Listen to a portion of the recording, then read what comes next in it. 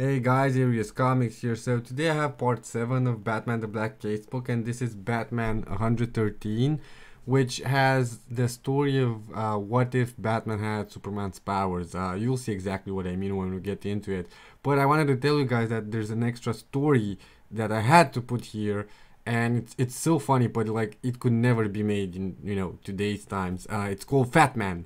So I'm not gonna tell you guys any more about that. So if you guys want to check it out, just stick around to the end of the video. So Batman 113. So we have this opening page here. Batman fighting this giant robot in this alien city. So Batman, the Superman of Planet X. He's far faster than a speeding atomic jet. With ease, he leaps over towering buildings. Ray bullets bounce harmlessly off his chest. Is it a bird? A plane? No, it's Batman, and this time there's a host of surprises for the caped crime buster of Gotham City as he embarks upon an amazing out-of-this-world adventure to become Batman, the Superman of Planet X. It's a pretty cool story. So, we have here Batman who is going out alone, even though he's not really doing that usually, and he kind of feels compelled to do so. He's on the Batplane, and everything seems very vague, and he's not really sure why he's doing what he's doing. So something's happening. What's happening to me? My head's spinning, and just suddenly, as it came spinning, sensation departs. Where am I? I'm no longer in the Batplane. There's a mysterious guy saying, "Welcome, Batman, to the planet of zur-en-arhh. I have mastered your language, so we may talk." Stunned, the great crime fighter stares at the strange figure, an unearthly likeness of himself. And this is the Batman, I guess, of this planet. He located him using his, advanced alien technology and brought him here by teleportation, body transmission through space. "My world needs you," he says. Batman replies, "But that costume you wear, you look like a futuristic version of me." "True, and that's because I am Batman of zur-en-arhh. I hope through a powerful telescope I observed your every action. It inspired me to play in the same role here." So, similarly, like kind of Batman inspired this guy as well, which is the theme we've been having in this Black Casebook. There's a bunch of this non-superpowered people that look at Batman with inspiration and take up crime fighting themselves. And you have this, what used to be like futuristic stuff back in like the 50s when this came out. Here's my version of Batmobile with an atomic power motor, and there's my Batplane. Your science certainly is ahead of ours. And I mean, this was cartoony now, but this was pretty much what people imagined stuff would look like in the future. And who knows, maybe it will look like this someday. And here's my most valuable object in my utility belt, the Bat Radio. It issues electronic molecules that cause controlled disturbances in the atmosphere. With it, I'm able to jam atmospheric molecules, even render useless the motor of jet cars used by fleeing enemies. And we can see more of his cave a bit. And normally I receive my bat signals in teleview screen, but I want to show you now the problem confronting my world. So basically these aliens are coming in, hell bent on conquering his planet. There they are, the invaders from an enemy planet. They hope to defeat us, occupy our planet, and our weapons are no match for theirs. And Batman is kind of like weirded out, like, okay, if not even your futuristic weapons can cope with this, how can I help? And this guy says, "You'll be surprised. Watch when I fire this powerful ray gun. These ray bullets would destroy anybody on our planet, but observe, they bounce off you." Which is like kind of how Superman has his, powers, like bullets don't hurt him. "Because the elements in your world make your people a race of super creatures compared to us. Here, try bending this metal, one of the hardest alloys known to us." He just does it, like taffy candy. I don't know what taffy candy is, but I presume it's some sort of candy. Requested to leap as high as he can, Batman sails far into the air. Great guns! Like, that's so weird. Great guns. Like, one, who says that? Like, whoever said that? And two, Batman's supposed to hate guns, Yes, our relatively weak gravity is no match for your Earthian muscles. Earthian muscles, I never thought I'd say that.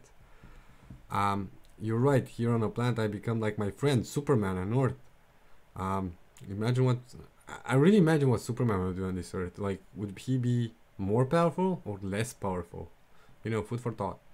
Which is my reason for summoning you, and none too soon. Already the invasion has started. Listen, there's like these alarms and more futuristic city stuff.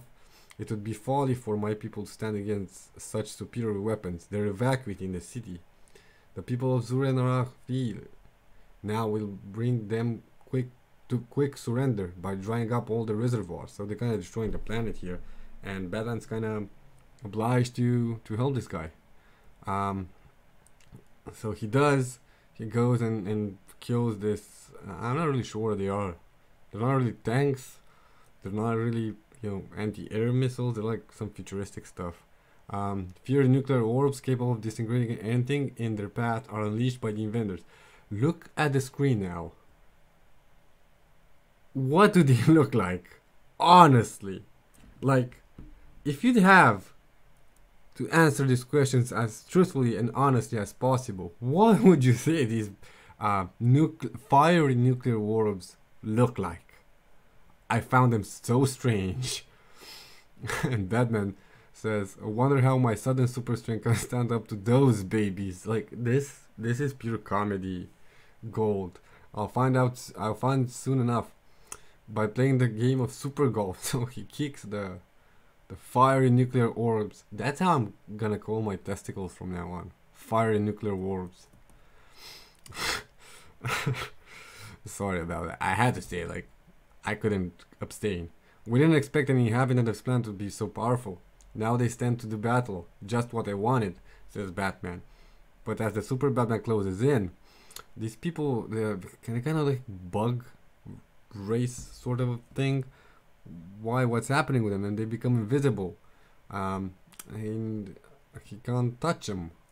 And Tlano, which is the Batman of this planet that I forgot the name of because it's so hard to pronounce, but you know what I'm talking about. So Tlano comes back to Tlano to discuss this, and he basically says that they're becoming invisible, and he's gonna cook up a method to draw them out, which he kind of does. So now these big robots come, and they're maneuvered or operated by these aliens. Tlano robots operated by the invaders. They could pulverize their cities, and Tlano says Black works on the invisibility thing, and Batman arrives, or Super Batman, whatever you want to call him. Kind of tries to beat them, but the robots themselves become invisible. I wonder how my pal Superman would handle this situation. And you know, like, we had the Batman, which is basically, I heard someone call him Contingency Man, and I think that's perfect because he also always has a plan up his sleeve for every possible you know, situation that arises. But here, even though our Batman would like spray paint over them or something like that, here Tlano uses his futuristic bat plane to kind of cook up a countermeasure by like a beam or something. He then takes and makes a lasso out of a tower, basically, and he says, this stunt often works for Superman on Earth. No reason why it can't work for me on this planet. Soon, with a mile-long lariat, the Super Batman again takes the air, basically like takes all the robots somehow and lassos around their ankles. They crash the ground, kind of evacuate, and then he takes them up in the atmosphere. Then, as a diminutive but superpower figure, hoists the metal monster skyward. And he says, for the completion of this stunt, we'll have a junk pile. And, you know, the other aliens flee when they see their robot force destroyed.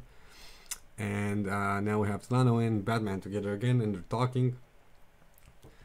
He's thanking Batman, and he wonders how he made he resolved the invisibility problem, which is, you know, what pretty much brought Batman the victory at the end. Since the television screen and the bat radio were affected whenever they turned on the power, it occurred to me that they were using an electrical force to bend light rays around them, causing invisibility. The electronic molecular shower from the bat radio offset the electronic force, making them visible again. But come, you must be ready to return to your world. Yes, even though it has been fun playing Superman on your planet. I don't know about this explanation. It's kind of like, works around. For Golden Age, this is like an amazing explanation. Later at the Batcave, I realized you'd accept no more than my planet's thanks for what you've done, but at least take the bat radio with you. It won't work in your atmosphere, but I like it to be in your trophy room. It will be a constant reminder of one of my strangest adventures, says Batman, and that's for sure.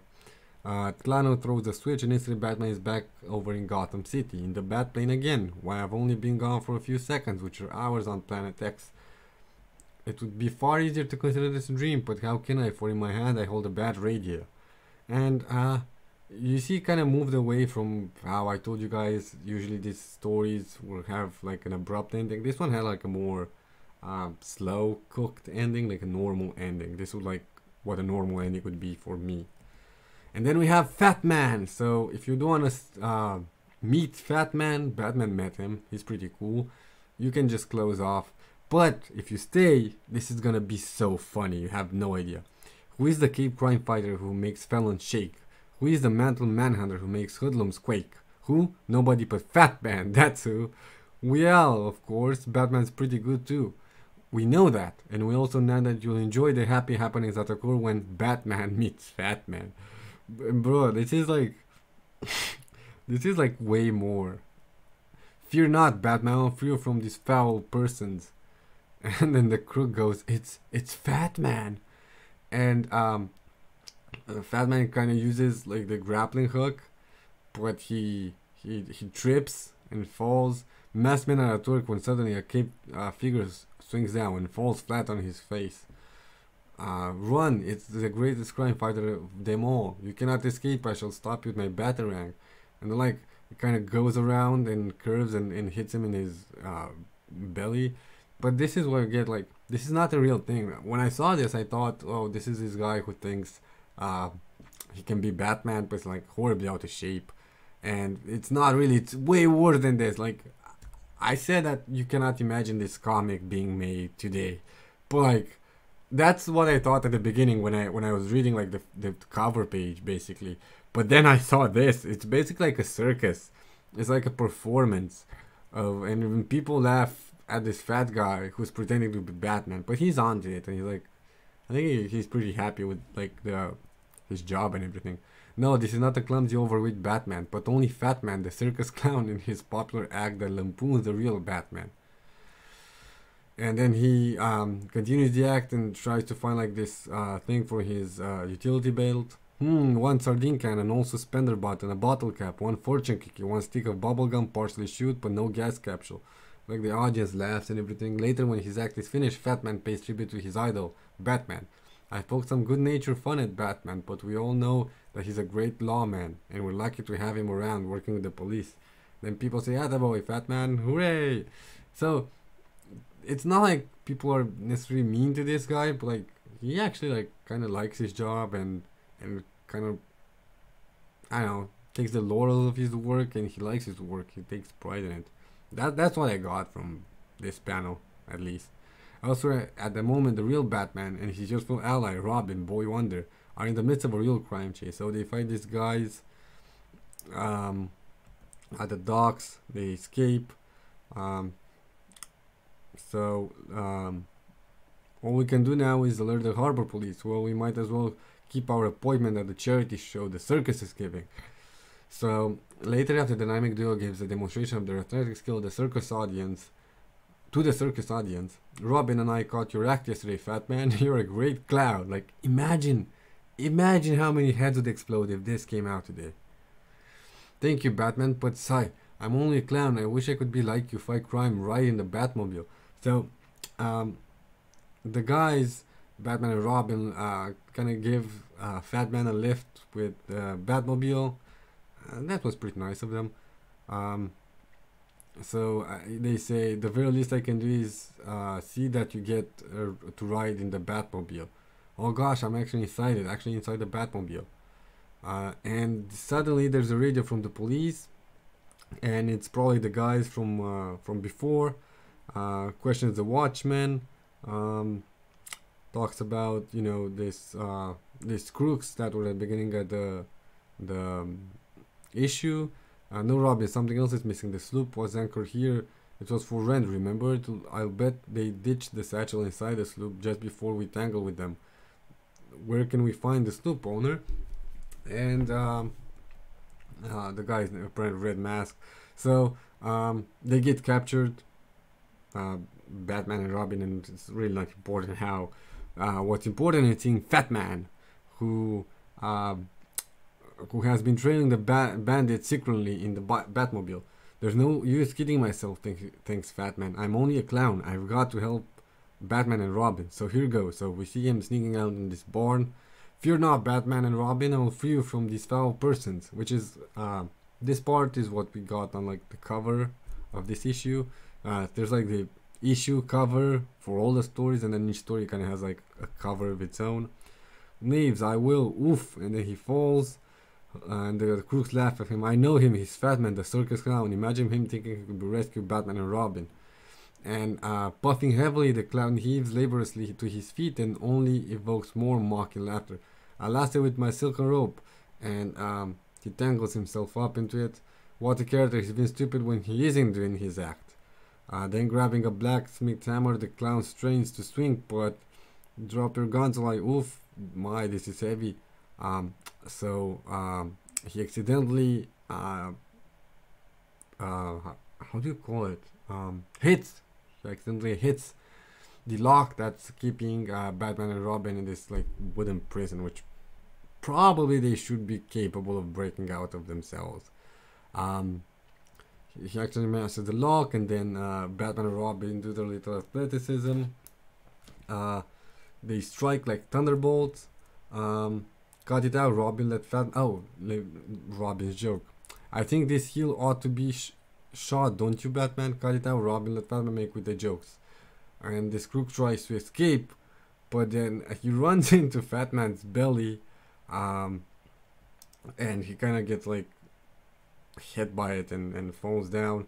Later, when the hoodlums are handed over to police, that was more thinking, Fatman. Robin and I guessed that you were only pretending to be clumsy so you could get the gang off guard. I had to do something to free you, so I did the only thing I know best, make them laugh. After all, I don't know anything about crime fighting. So, honestly, like, Fatman doesn't seem like an idiot. Like, you know how usually fat people are portrayed like these clumsy idiots, but this guy isn't an idiot. He, like, has a knack for comedy. Managed to, like, come up with this whole act, kind of mocking Batman, but in the same time liking him and kind of looking up to him, and making money off of it. So that's pretty smart. And then he devised this plan to free Batman and Robin, which worked. So I know, like, surface level, it's bad, and you get into it, and it's like better. At the end, it's like still, you know, bad because like they make so much fun of him, but he's a pretty heroic guy, to be honest. Like, this Fatman dude. You're wrong, Fatman. The best way to fight criminals is to outsmart them, and you proved you know plenty about that. You mean it? Gosh, then I really did it at last. I really fought crime, just like you. And so it is a happier clown who returns to the circus, a clown knowing he can make people shake with laughter and criminals shake with fear. So what I got is like, so this guy is more than enough to do the act. Is funny enough to do it. Makes probably bank out of it because his shows look sold out. And managed to beat the crap out of some real criminals. And outsmart them, as Batman says. So this would still not be made today in this form. But this is as bad as, like, you look back and this is like, I think at this point we're in the 60s. Still people were pretty awful back then. You know, consider the modern, you know, sensitivities around certain issues. But I know, like, I thought it's gonna be like one of those issues from the time when they like mock, you know, certain people that you wouldn't like get away with mocking today. But this one comes like it's some lighthearted fun about like Fatman, but like he comes out heroic at the end. So that's kind of my take on it. Anyways, guys, I hope you like this video. Please leave a comment about Fatman or whatever was the other story in the issue. Oh, Tlano and the super Batman of Earth X.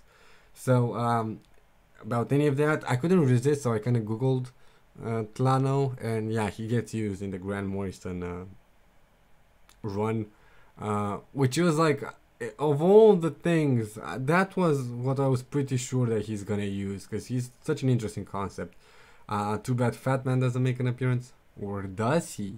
I don't know, probably not, but I don't know for sure. Yeah, so please leave a comment about the first story or the Fatman story, and please subscribe, and I'll see you next time. Thank you, bye.